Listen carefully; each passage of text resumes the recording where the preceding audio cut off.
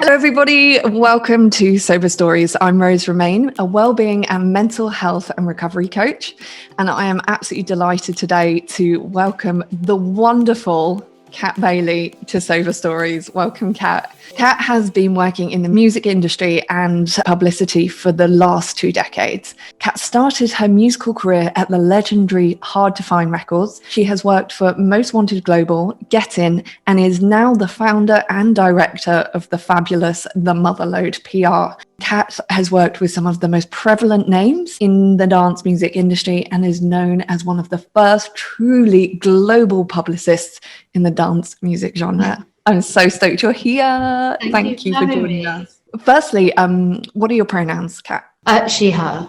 Great. Me too. Fab. Let's get stuck in. So I'd like to start with a little check-in and firstly see how you're doing today and where are you? I'm good. I'm in Brighton, in my sort of very COVID safe co-working space, because I cannot work from home at all. So yeah, I'm there and yeah, feeling good, feeling on top of things and feeling the 2021 energy rather than the 2020. Fantastic. And so let's just jump straight in and talk about your recovery journey and what led you to embark on a recovery journey. It's been quite a staggered recovery journey for me because I stopped drinking alcohol about 1.5 years ago, but I stopped doing drugs almost 6 months ago. I felt like I was getting in my own way. Even with COVID, the company is kind of, doing well and we're growing. And I wanted to be the best version of myself, not just for the company, but at home, my relationship, and just me. I just felt like I had been masking so many things and it was getting out of control. I wasn't, the repercussions, the hangovers, the come downs, they were getting longer and longer. They were getting worse and worse. It wasn't fun. I wasn't having fun anymore. And I was ready for a new chapter. I needed fresh eyes. I wanted to be awake. I wanted to be present. And I'm an all or nothing person. I can't have just one drink. It's 1 bottle, 2 bottles, 3 bottles. I've got no off switch. I drink fast, I party hard. And I was done. What a beautiful gift you gave to yourself amid the pandemic to be like, I'm done. Better time to do it. Yes, absolutely. I'm super done. And yeah, I think that's really fantastic that you just realized that this was not making anything better in your life. And sometimes a hard decision to make though, no? Like, do you feel that there were attempts at recovery? Did you feel, or were you just like, when you decided that was it, it was it? I attempted to sort of stop my partying ways. I moved to Thailand to stop. Nice. Our social circle, that's what we did. It was, we were party people. And, 12, 13 years ago, I was kind of at a point where I'm like, look, this is getting out of control, and I didn't want to wake up in 10 years, like come up from a plate and be like, oh, what happened? Where did my life go? So I had made some quite hefty changes, but the party always found me. The party people always found me. I did 2 years in Thailand of not doing anything, and then you meet people and you go out and you're that kind of person. And the people that I met in Thailand, I absolutely love with all my heart. They're some of my dearest friends, but it was just the same thing. The patterns just kept repeating, and it wasn't that the situation, it wasn't the people, it was me. It was my patterns of behavior. It was what I just fell into. So yeah, I tried a few times to kind of quit, but I think the biggest sort of factor in both situations, both stopping drinking and both stopping the gear, was my wife Sam. Ultimately, I didn't do it for her, but she was a huge catalyst because she stopped drinking almost 5 years ago, and I knew that she wanted me to stop for a while, but it was my life, my decision, my choices. But I would come home drunk and we would have arguments because I was an arse, basically. I was drunk and I thought I was fabulous and I thought I was the great I am, walking into a situation with someone who is stone cold sober, And arguments ensued, and it just reached breaking point. And I was just like, do you know what? I don't want to be that person. I don't want to do this anymore. And again, the hangovers, the depression from the hangovers, it was lasting so much longer than it used to. It was interfering with me and my life and where I sort of ultimately knew where I wanted to go. I was getting in my own way. And with the drugs, again, it was, we were falling into the same habits, especially during the first part of lockdown. I could see myself going down that road again, where it was constant. It was every weekend. It was starting to happen in the weeks. And Sam basically, admitted that she had a problem, and she's like, I'm done. I'm not going to do it anymore. This is going to kill me, and I need you to support me. I need you to be sober. And I did. I'm not going to lie. At first, I kind of really resented her for it. Because I thought she was getting in the way of me, but actually she wasn't. It was that kick up the bum that I needed to really kind of open my eyes and see what life was like on the other side. And, I resented her for a bit, and then I started to unfold, and I started to realize who I was and what I had to work on, which is a lot. I am very much at the beginning of this sober journey. I'm a newbie, as it were. But yeah, she was definitely the biggest catalyst. And it's, we've been doing this together. We've both been sober from drugs for almost 6 months now, and we're a team, and we support each other. She's amazing.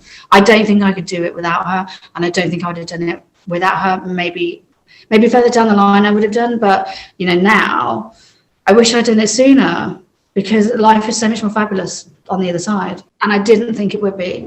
That's so beautiful, Kat. That's so exciting. And also, I so relate to that point where somebody comes to you, a close person, and for anybody watching this, people might have had experiences with relatives or a partner or a friend coming to them and saying, this is really, I can see this is negatively impacting you.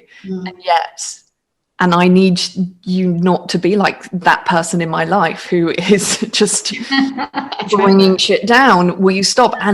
And feeling resentful is part of actually the process to starting this journey. Yeah. Like, my identity was so locked into that lifestyle. That's who I've been for the last 20 years. Yeah. It's the age of probably 19. I'm 43 now. Oh God, over 2 decades. That's been who I am. That's what people have associated with me. That has become one of my core identities. And I don't want to be that. I don't want that to be me. I don't want to be that person. So I changed. Amazing. Yeah. Amazing that you did that. And I think, part of that resentment, that I feel like that's the letting go process into going into recovery, because we wouldn't use drugs and alcohol if we didn't need to somehow to kind of quell the internal rages that come up through trauma. And so, I'd like to ask you, and feel free to not answer or go into as much or little detail as you'd want to, but was there a trigger, so to speak? Do you remember there being a moment when you felt like, fuck, this drinking just makes it go a bit quieter? And we talk a lot in recovery around like attachment disorder, and that can stem from past trauma. Is that familiar to you? Does that resonate with you at all? Yeah, massively. I mean, my trauma was very early on in sort of developing childhood, and my sort of big trigger is hugely rampant social anxiety, which, considering the job I'm in and considering the environments that I put myself in each and every weekend, was like quite actually masochistic. But my mum was a teacher, and she taught sort of kindergarten, infant schools. And when I was sort of 1.5, 2, she was pregnant with my brother, and then she had my brother. So she was home on maternity leave, and she was obviously bored. So she started teaching me, and I've always been really, really good with words, and I picked up reading like straight away. So when I went to nursery school, and I remember all the kids, I remember these red books with these pictures, and it was like Matt and his mummy go shopping. I had to draw Matt and his mummy, and you had to follow the lines. I was like, I know this already. I did this years ago. So they put me in I was reading books that the sort of top year junior school were reading, like the 10, 11, 12-year-olds were reading. And so it separated me from It put me out, not outside, but it put me above all the other kids in my class. It was, I was the clever one, and it was ridiculous. And essentially there were a couple of girls in my class, even at that young age, who did not like it. And so they ostracized me, and all the girls in my class, they wouldn't let me play games. They wouldn't let me join in with anything at all. I was completely, so it had this core value of I wasn't good enough. People didn't like me. I wasn't a likable person. And so at, the age of 3, 4, 5, that was what I thought other people thought of me.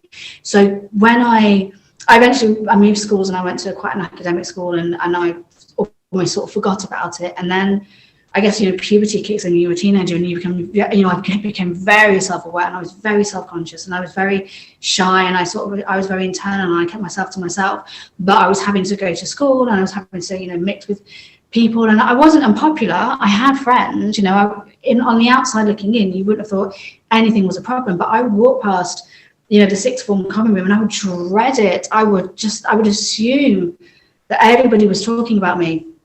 And obviously in the sixth form, you have, the 18th birthday parties, and you start going out, you start socializing. And that's when I discovered alcohol. And so I would drink vodka.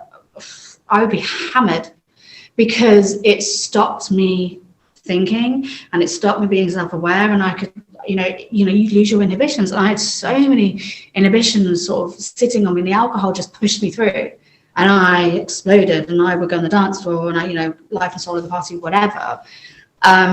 And then as I got older, that obviously sort of evolved into drugs and recreational drug use, which I've done a lot. I've done so many pills. Pills were my thing.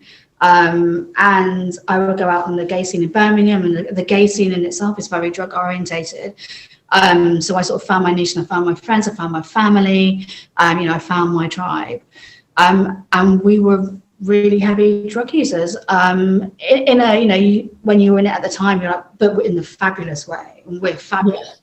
And I was on a podium in a club, and I had a routine. We used to go to this club in Birmingham called Subway City, and I would, every single time we went, I had this ritual where I would start at the mezzanine on the top of the main dance floor, and I would take a pill, and everyone would be like, come on, Kat, come dance. I went, no, I need to come up. And it would usually take about 45 minutes, and I could feel myself going. And then I would move down underneath the mezzanine, right at the back of the dance floor, and I would take another pill. And then I would move to the side of the main stage, and I would take another pill. And then I would get on the stage, and I would stand at the back, and I would take another pill. And then I would get right to the front of the stage, I would take another pill, and that was it. And I would dance for hours, like hours and hours and hours. But I always danced on a sort of podium or a stage. And I would say it was because I dance with my hands, and I don't want to hit anyone in the head, ha, ha, ha.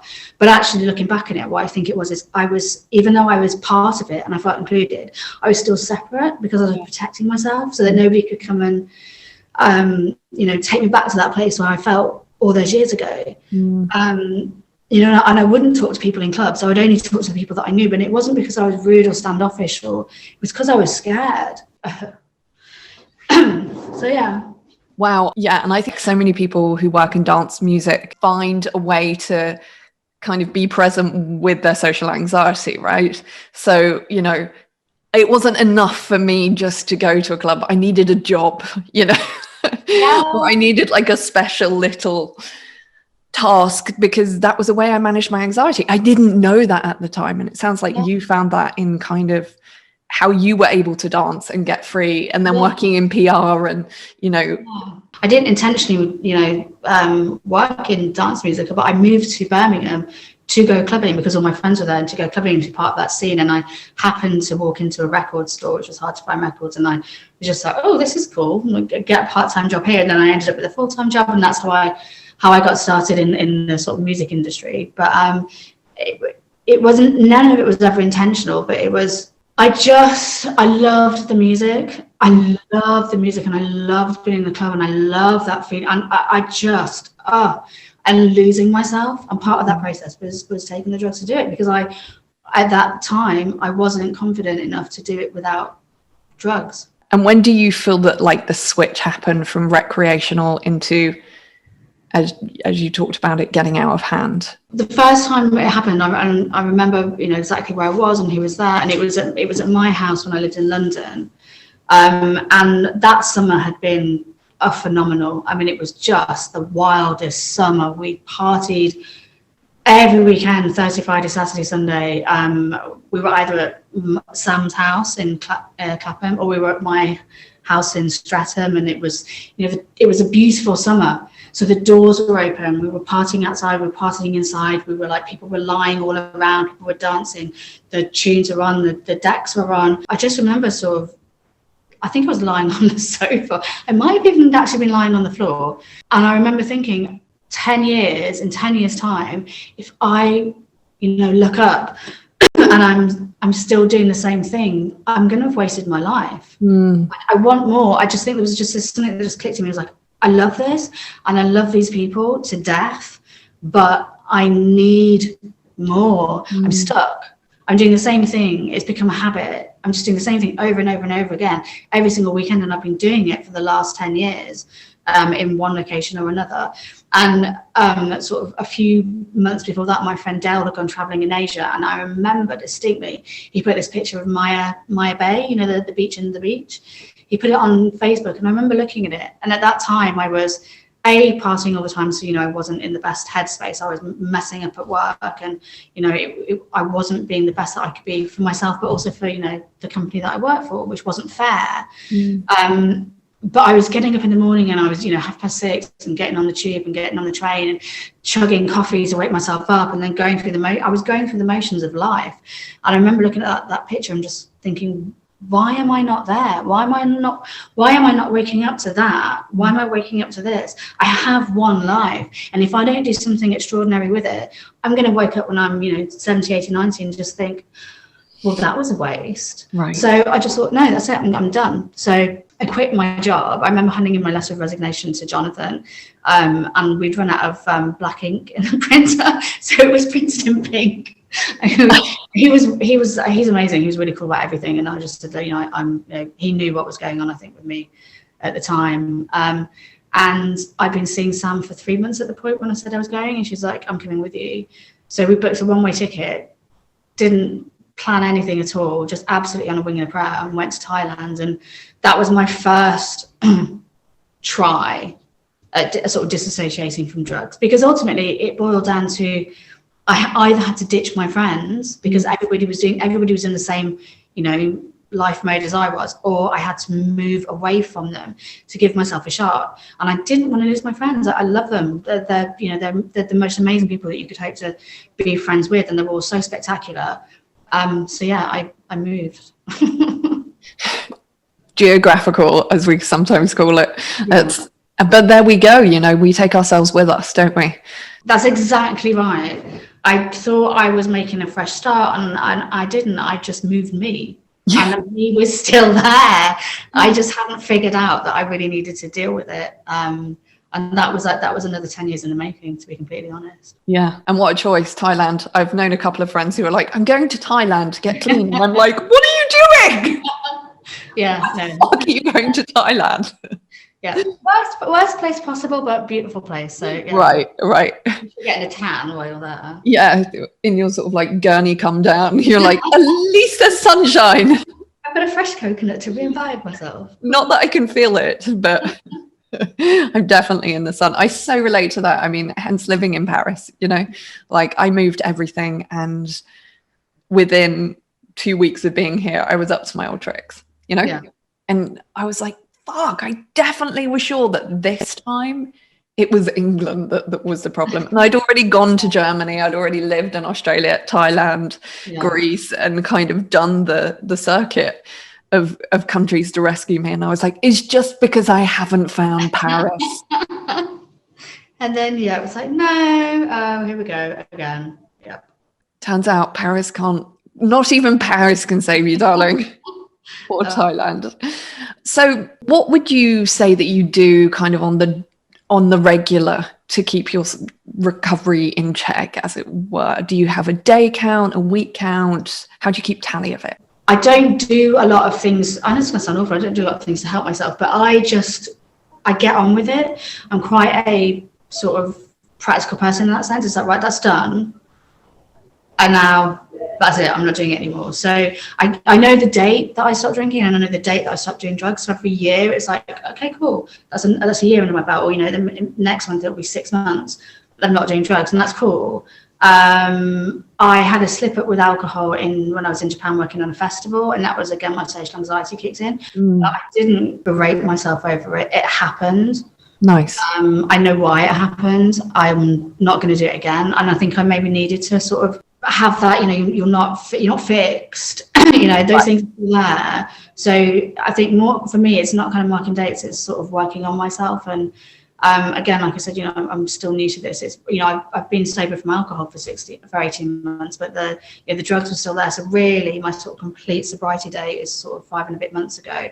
So all these things are now coming to the surface that I am having to work on and sort of realize my own patterns. And I've got some hard work to do that I'm not looking forward to at all. I'm not looking forward to it, but I have to do it because now, when I'm sort of, you know, I've done the hard bit of stopping for a significant period of time where I can look back and say, actually, no, yeah, I'm done. It's exciting. I'm really excited by this new version of me. I'm excited to like peel back the layers and allow myself to blossom and grow and become strong again. But the hard work is quite daunting. I'm not going to lie. Yeah. And where are you sort of doing your work, as it were? Are you doing that in therapy? Have you found a community, 12-step? Are you working with a coach? I mean, how are you intending on doing the work? To be honest, it's Sam. Like, Sam is it sounds like I'm like unloading everything on her, but Sam is very trauma informed, and she's actually doing a psychology degree herself. That's amazing. To become a counsellor and therapist. So she's had her own recovery journey, and the stuff that she has come through, and like, in my eyes, she's an absolute warrior. So you might have to cut this, but I think it's beautiful. So we communicate. I've sort of found it very hard to communicate. And she has dragged it out of me. I'm the kind of person, if you know, I rarely had arguments with previous partners, and that wasn't because there wasn't an issue or a problem. It was because I just didn't say anything. Right. So it might enable me to say something. So then, of course, when we said something, there would be a discussion, stroke argument. And I'm the kind of person who's right, no, I'm done. I need to walk away. I'm not going to deal with this. It will all blow over. It will go away. If I don't deal with it, it will just disappear. Which, of course, it doesn't. So Sam would make me talk. Oh gosh, she used to have me up to like 4 o'clock in the morning going through things, but we would reach the crux of like what was actually happening. There would be tears, there would be quite a lot of shouting, there would be reconciliation, and then there would be a therapeutic process, even though I didn't know it at the time. And we were building our relationship by getting to the truth. So she has enabled me to communicate. So now we have this thing we do every sort of night at 9 o'clock if we can. And we call it BT, and it's Bailey time. And we talk about how our day has gone and how we're feeling, and if there's anything that is bugging us, essentially. And the way I see it is, it's like there's a place in America called Hollister. It's in California, and it's a city or town that 4 fault lines run through. And it's like, why on earth would you build a city across 4 fault lines? One of them is the San Andreas Fault. And it's actually quite clever because they have tiny earthquakes all the time. So if you walk along their sidewalks, there's always like a pavement slab that's kind of come up, but it releases the pressure all the time. So when, they have these massive earthquakes on either side, Hollister's absolutely fine because they've been releasing the pressure bit by bit by bit. And that's how I view this Bailey time, is like, we communicate, we learn, we grow. She's amazing at listening to me, supporting me, and she knows me inside out. So when there's something wrong, even though I don't want to admit it, or I don't want to go there, or I'd rather just sit here and stew and I don't know. And what I would have done previously is had a drink or get high. She's like, you need to talk about it. I know something's up, and I'll resist. And I'll be like, no, there's nothing wrong. I'm fine. And I'm like, oh. Actually, and then it all comes out, and usually with me there's some tears because I need to get the emotion out, and then we get through it. She's incredible. She's my absolute rock. Oh my god, how beautiful to have found somebody that you can build that intimacy with. I love what you said about the earthquake as well, and the little earthquakes and the pavement slabs coming up, and I heard it talked about once, is that, you know, if I get one little mosquito bite, it's fine, I'll give it a scratch. But if I get a few in the same thing and I really scratch it, you know, it can get infected. And like, if I don't deal with it, and the same if I have a little pebble in my shoe, for example, if I don't stop to bash the pebble out and I keep collecting pebbles, then I could get a blister on my foot. But if I deal with them one by one and take them out, they're manageable, and and it makes such a difference. And there have been periods when we have, you know, for one reason or another, we haven't done our BT, and our relationship has suffered because of it. Yeah. It's healthy. It's a daily ritual that we do it's a healthy relationship component, essentially. It's all in our toolkit. And I do, you know, other little things, like every day at work, I do gratitudes, and in my company now it's mandatory. You have to send a gratitude in the morning when you're at work. And actually it's sort of formed into this little, we call it gorgeous gratitude group. And there's quite a few people now that, you know, from people who at Platform 9, we have a thing where you can talk about something. And I spoke about gratitude and how, you know, gratitude is the attitude. And a few people were like, oh, could I join? So we have like various people, and not everyone sends the gratitudes. They sort of like, they see them coming through, and then I'll get back an email from someone going, that was so beautiful, or like, thank you so much for that, or you know. And I do these tiny little practices, but they work for me.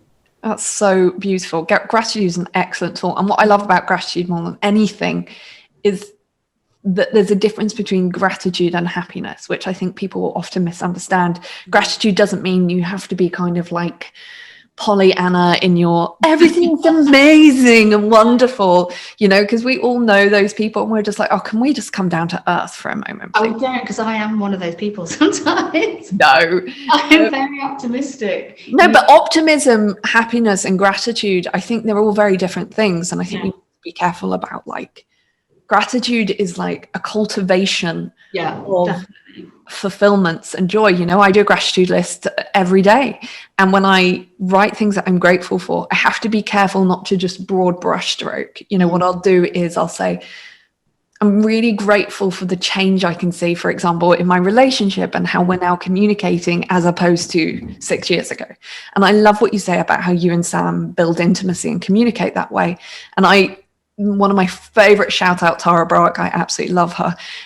She does this practice with her husband as well. They have a check-in with each other, and it really is a moment to come together. And my husband and I have started developing it in the morning. We have a morning kiki session, we call it. And it's superb because you just kind of like level out, or you can miss each other. You can, in relationships, you can just become like, you can ships in the night. And totally. You have to work at a relationship, and I think that's what I realized with Sam. We really do work at our relationship. It isn't just, you know, it's not all hunky-dory all the time. We do have hard times, but we have amazing times. But we work at ourselves, and B, our relationship. And I love our relationship. It's amazing. I love being me and Sam, like in our little, you know, thing. It brings so much joy and pleasure, and it should, because otherwise I'm with the wrong person. But, as friend says, she's my lobster. Oh, I love that. So just going back to the sober kind of recovery journey, not that that's not part of it, 'cause it absolutely is, but have you faced any sort of stigma or attitude, do you feel, within the industry? Do you know what? No. I think the stigma comes from me. I think the stigma comes from what I think the industry should be. I think the stigma comes from what I think, you know, a typical music industry person should be, added in with all my social anxiety stuff. But actually, when you look at the music industry, and one of the things that I've realized sort of over the last sort of 5 years, especially when you go to things like ADE and IMS and Miami, and, you know, the big wigs roll in, is they don't party hard. They work hard, and a lot of them are sober. A lot of them are, you know, very clear-headed. If they drink, they don't drink to excess because they are. It's just something that I really kind of aspire to. I see these people, and I'm like, you know what? You're a boss. Like, I can see how you are bossing it, and I want to be that person. I remember going to Miami a few years ago, and I was drunk, and I'm in an absolute tit of myself in front of a bunch of people, and I know that they, you know, went away and were like, oh, Kat was a mess, and I didn't want to be that person. I don't want to be that. I want to be someone that people look up to, the way that I look up to these people. So no, I don't think there was a stigma in the music industry. I think it's a stigma that we put on ourselves.